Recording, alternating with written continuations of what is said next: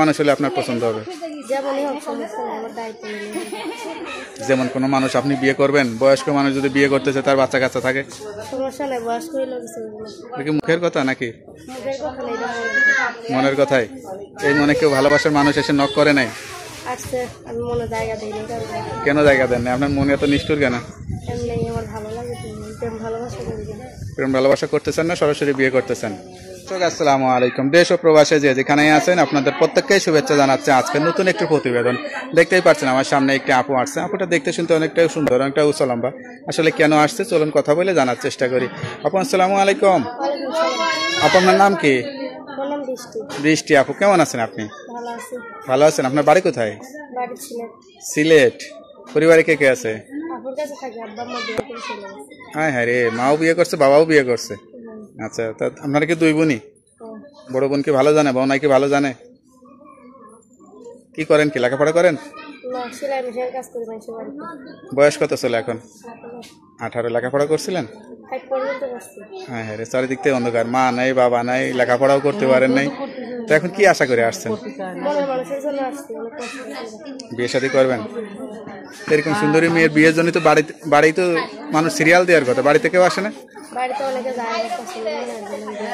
কিরকম মানুষ হলে আপনার পছন্দ হবে? যেমন কোন মানুষ আপনি বিয়ে করবেন, বয়স্ক মানুষ যদি বিয়ে করতেছে তার বাচ্চা কাচ্চা থাকে, মুখের কথা নাকি মনের কথাই? এই মনে কেউ ভালোবাসার মানুষ এসে নক করে নাই? কেন জায়গা দেন না? আপনার মনে এত নিষ্ঠুর কেন? প্রেম ভালোবাসা করতেছেন না সরাসরি বিয়ে করতেছেন? আচ্ছা আচ্ছা আচ্ছা আচ্ছা। তো অনেকেই তো বিয়ে শাদী করার জন্য যোগাযোগ করতে চাবে, নাম্বার তো দেওয়া যাবে? নাম্বার দিলে সমস্যা নাই তো?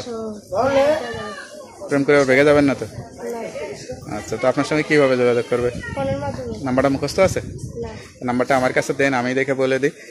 হ্যালো ভাইয়া, শুনলেন এক অসহায় মেয়ের জীবন গল্প। মা বাবা আসলে থাকতেও নাই, এটা কষ্টের জীবন। আপুর কাছে, বড় আপুর কাছে থাকে, এখন একটা জীবন সঙ্গী চাই। কেউ যদি ভালোবেসে বিয়ে শাদী করতেছেন তারা এই নাম্বারে যোগাযোগ করবেন। আপনার নাম্বার হচ্ছে,